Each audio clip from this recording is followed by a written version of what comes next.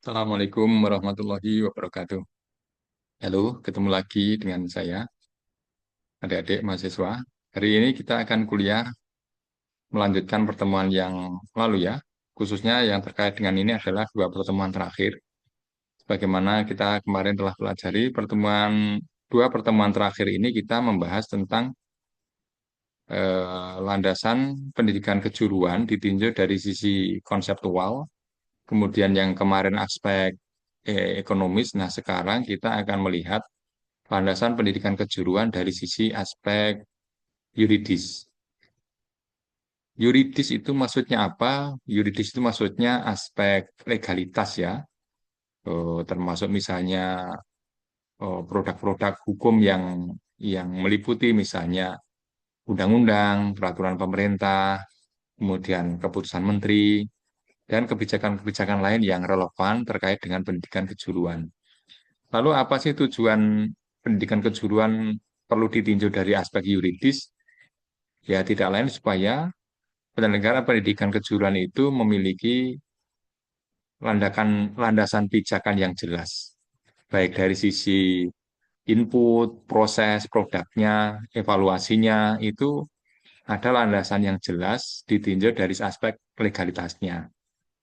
Mulai dari misalnya yang paling awal adalah kalau ingin mendirikan pendidikan itu, kalau misalnya pendidikan kejuruan itu mulainya atau alat-alat apa yang harus disiapkan. Kemudian persyaratan apa yang harus disiapkan. Itu ada landasan yuridisnya, begitu ya. Oleh karena itu, kita akan meninjau pada pertemuan hari ini, meninjau pendidikan kejuruan dari aspek yuridis. Mari kita lihat ya. Sebagaimana kemarin kita telah pelajari bersama dan mahasiswa, saya ingatkan kembali agar betul-betul mengingat nih ya, konsep pendidikan kejuruan adalah pendidikan yang menyiapkan peserta didik agar mereka siap bekerja. Agar pendidikan kejuruan berjalan dengan baik, selain kita memahami tentang aspek konseptual, yakni meninjau aspek konsep-konsepnya, pengertiannya, definisinya, dan kemarin juga kita telah membahas tentang aspek ekonomisnya, maksudnya adalah bahwa pendidikan kejuruan itu memiliki konsekuensi terhadap ekonomi bagi siapa yang menekuni pendidikan kejuruan itu. Nah, sekarang kita akan mempelajari lagi nih lanjutan dari dua aspek kemarin dari sisi yuridis. Untuk apa? Untuk memperkuat posisi pendidikan kejuruan di mata hukum ya. Karena kalau tidak ada aspek yuridis tentu untuk menyatakan apakah prosesnya benar atau tidak benar itu kita tidak tahu gitu ya. Dengan adanya landasan hukum maka orang bisa tahu dan kita bisa menilai apakah penyelenggaraan pendidikan kejuruan itu telah dilaksanakan dengan pedoman yang benar atau tidak. Nah, ada setidaknya 6 ya yang perlu saya angkat pada pertemuan kali ini. 6 macam landasan yuridis untuk pendidikan kejuruan. Tentu yang lain banyak. Ini yang 6 ini yang penting untuk kita ketahui saat ini ya. Yang pertama, landasan pendidikan kejuruan secara yuridis itu merujuk pada undang-undang. Di Indonesia, pendidikan kejuruan itu dilindungi atau diatur secara yuridis itu yang pertama di dalam undang-undang. Sebagaimana kita ketahui ada undang-undang yang mengatur tentang sistem pendidikan nasional, yakni Undang-Undang Nomor 20 Tahun 2003. Di sana secara eksplisit mengatur nih setidaknya dua hal nih. Yang pertama mengatur sistem pendidikan nasional termasuk pendidikan kejuruan. Di sana juga menjelaskan apa sih tujuan pendidikan kejuruan itu secara eksplisit di undang-undang ini tertulis, yakni menyiapkan tenaga kerja yang terampil. Karena di undang-undang telah menetapkan seperti ini, maka siapa saja yang menyelenggarakan pendidikan kejuruan tentu tidak dibenarkan ya apabila siswa banyak dibekali dengan pengetahuan-pengetahuan atau harian atau aktivitas pembelajaran itu diajak untuk menganalisis kasus untuk menemukan sebuah pengetahuan teori baru gitu. Ya tentu itu tidak benar. Oleh karena itu, pendidikan kejuruan diatur sebagaimana di undang-undang ini agar menyiapkan tenaga kerja yang terampil. Landasan yuridis kedua adalah di peraturan pemerintah terkait dengan pendidikan kejuruan nih. Jadi kalau tadi undang-undang, sekarang peraturan pemerintah yang biasa disebut dengan PP ya, terutama nomor 19 tahun 2005 tentang Standar Nasional Pendidikan atau biasa disingkat dengan SNP.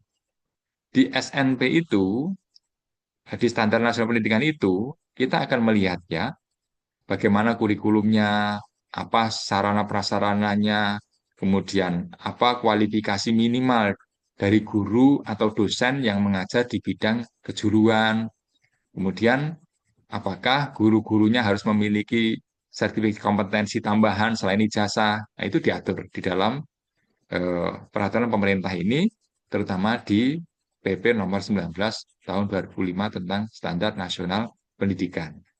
Nanti kita akan perdalam tentang SNP ini.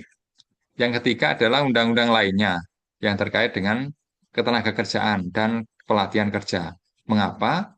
Ya karena pendidikan kejuruan ini kan nanti akan ini ya lulusannya itu akan mengisi segmen ketenagakerjaan. Ya tentu pendidikan kejuruan harus merujuk nih eh, ketenagakerjaan itu menuntut apa gitu.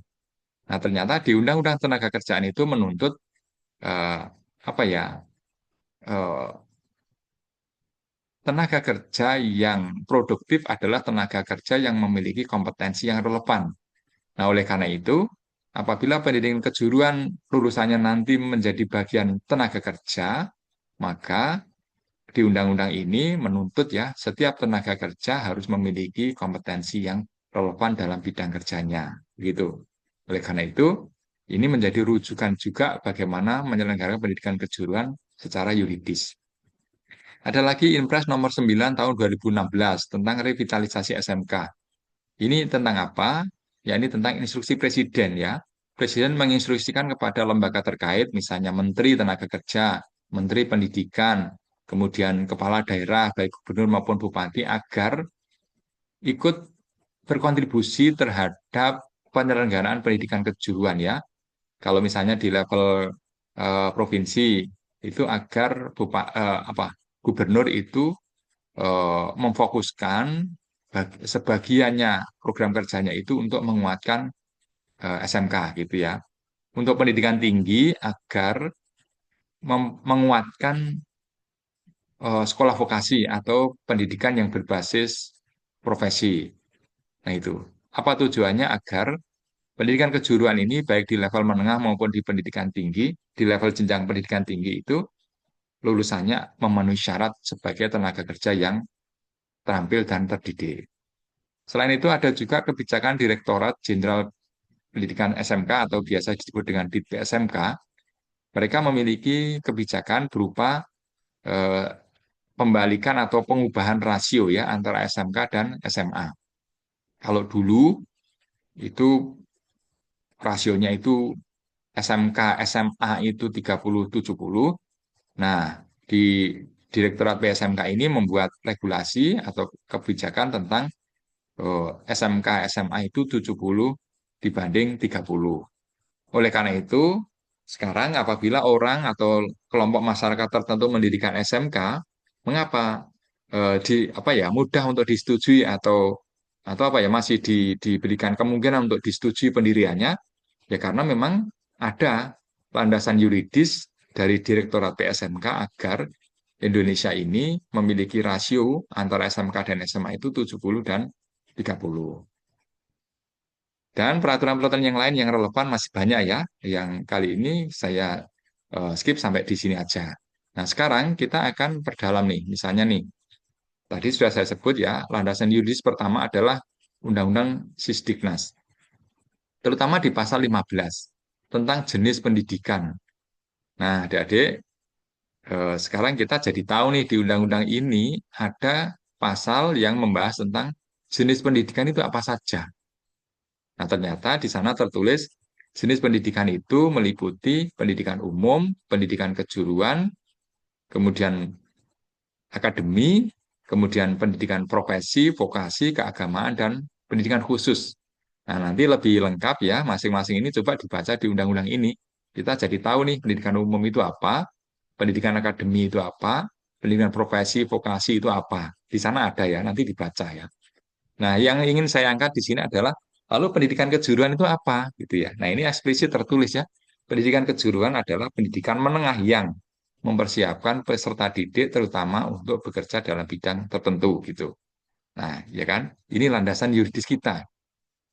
Artinya di undang-undang ini tertulis seperti ini, sehingga kalau kita ingin mengangkat suatu pembicaraan, seminar, atau membuat artikel, ditanya dari sisi aspek yuridisnya gitu, mengapa di Indonesia pendidikan kejurunya apa pendidikan kejuruannya pembelajarannya seperti itu gitu ya. Ya karena di undang-undang tertulis pendidikan kejuruan adalah pendidikan menengah yang mempersiapkan peserta didik untuk bekerja pada bidang tertentu gitu. Nah, gitu ya. Kemudian eh, inilah juga dasar hukum yang menjelaskan bahwa pendidikan kejuruan bertujuan menyiapkan ya tenaga kerja terampil. Nah, di Undang-Undang Nomor 13 Tahun 2003 tentang Ketenagakerjaan nih, ada pasal 10, 11, 12, 13. Nah, nanti silakan untuk dibaca lebih lengkap ya. Saya ingin mengangkat nih dari pasal-pasal itu yang nomor 13 tuh. Di undang-undang ini mengatur tentang sertifikasi kompetensi kerja. Nah, jadi orang kalau mau kerja itu nanti ini ya, harus memiliki sertifikasi kompetensi kerja yang relevan gitu. Makanya ada ya sekolah-sekolah SMK sekarang mulai nih untuk apa namanya ya ini eh, mengadakan uji sertifikasi kompetensi. Kita juga ada loh di PTM ini uji kompetensi ya, sertifikasi kompetensi ya. Ya, tapi saat ini kita baru punya namanya welding engineer ya. Itu manfaatkan ya. Artinya selain ijazah itu eh, di Undang-Undang Tenaga Kerja itu menuntut tenaga kerja agar memiliki kompetensi lain selain ijazah gitu ya. Selain dibuktikan dengan ijazah itu dibuktikan dengan sertifikat kompetensi kerja. Oleh karena itu, adik-adik, teman-teman mahasiswa, ya ini saya sarankan ya kalian sebagai mahasiswa ada baiknya loh eh, selain memiliki ijazah nanti kalian memiliki minimal satu ya sertifikat kompetensi. Apa saja yang bisa kalian eh, raih ya. Pilih salah satu atau beberapa sertifikat kompetensi kerja supaya kalian nanti memiliki apa ya apa namanya standar kualifikasi sedikit di atas rata-rata dari kebanyakan orang gitu ya. Maksud saya gini, kebanyakan orang kalau melamar kerja itu kan hanya bermodal ijazah ya. Nah, saya berharap adik-adik mahasiswa coba kalau Anda hanya mengandalkan itu rasanya kok masih ada di dunia mainstream ya. Oh, kebanyakan orang ya begitu gitu. Coba kalian berpikir jadilah orang yang sedikit di atas rata-rata orang ya. Bekali diri kalian selain ijazah adalah sertifikat kompetensi. Itu ke depan akan sangat berguna ya adik-adik ya. Nah, seperti tadi saya bilang ada salah satu produk hukum PP ya yang mengatur tentang standar nasional pendidikan. Jadi pendidikan apapun itu ada standarnya ya di Indonesia ini. Nah, eh, kita atau di Indonesia ini menetapkan setiap lembaga pendidikan itu ada 8 macam yang harus terstandarisasi gitu. Nah, di SNP itu ada 8, maka disebut dengan 8 SNP. Macamnya apa tuh? Satu, standar kompetensi lulusan. Dua, standar isi. Tiga, proses. Kemudian keempat, kompetensi pendidik, sarana prasarana, pengelolaan, pembiayaan, dan standar penilaian. Ini maksudnya apa? Maksudnya adalah, nih misalnya saya berikan contoh salah satu nih misalnya, yang nomor 4 nih, standar kompetensi pendidik. Pendidik itu kan macam-macam ya, bisa guru, bisa dosen, bisa ijazah, instruktur, dan lain sebagainya. Nah, misalnya dari sisi guru nih, Kalau disebut guru itu standar minimalnya adalah S1. Kalau disebut dosen, maka standar minimalnya adalah S2. Maka tidak ada guru yang di bawah S1 dan tidak ada dosen yang di bawah S2, begitu ya. Itu namanya standar itu. Kalau kalau ingin jadi guru ya harus punya S1. Kalau ingin jadi dosen harus punya S2. Itu namanya standar. Lalu dari sisi standar sarana prasarana gitu. Ya untuk SMK misalnya teknik mesin, standar minimalnya apa? Itu sudah ada patokannya ya. Untuk S1 pendidikan teknik mesin misalnya, itu sudah ada standar patokannya. Di SMP ini diatur. Oleh karena itu, mahasiswa harus tahu nih 8 standar nasional pendidikan. Isinya apa saja, begitu. Nah, sekarang coba nih kalian latihan ya. Dari berangkat dari 8 SMP ini, kita bisa implementasikan di salah satu mata kuliah saja gitu ya. Yang satu mata kuliah itu asumsikan itu sebagai sebuah eh, jurusan gitu. Sehingga dari asumsi itu maka eh, meskipun itu mata kuliah ya harus bisa dirumuskan mata kuliah itu eh, kompetensinya kompetensi yang ingin dicapai apa. Lalu isinya itu berarti cakupan materinya apa. Prosesnya itu ini diajarkan di kelas atau di bengkel atau di lab gitu ya. Kompetensi pendidik ini siapa? Apa gitu ya. Kemudian sarana prasarana, alat-alatnya apa saja. Pengelolaannya, nah ini jadwalnya kapan? Kemudian butuh berapa jam?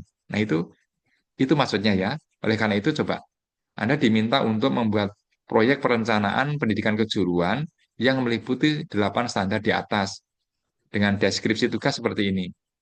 Satu, buatlah kelompok dengan jumlah anggota per kelompok itu 5 orang. Kemudian tentukan terlebih dahulu satu mata kuliah praktek yang akan dirancang. Misalnya praktek pengelasan misalnya gitu ya. Itu capaian pembelajarannya apa gitu ya. Lalu materinya apa? Isinya ya. Kemudian prosesnya itu dilaksanakan dalam waktu berapa hari, per hari berapa jam, dan lain sebagainya ya. Kemudian selanjutnya buatlah rancangan pelaksanaan praktek yang telah Anda tentukan mengacu pada 8 SNP di atas. Begitu ya. Anda buat ini waktunya ya kalau sekarang ini ya menuju ke kuliah kita ke depan ya mungkin 3 hari ya. Nanti sehari menjelang kuliah kita pertemuan yang akan datang, saya minta untuk di-upload di Google Drive. Dicoba dulu ya, nanti kalau ada kesulitan kita akan bahas di pertemuan yang akan datang. Saya pesankan jangan malas ya, karena Anda calon ilmuwan. Ilmuwan itu tidak ada malasnya. Demikian, semoga bermanfaat. Assalamualaikum warahmatullahi wabarakatuh.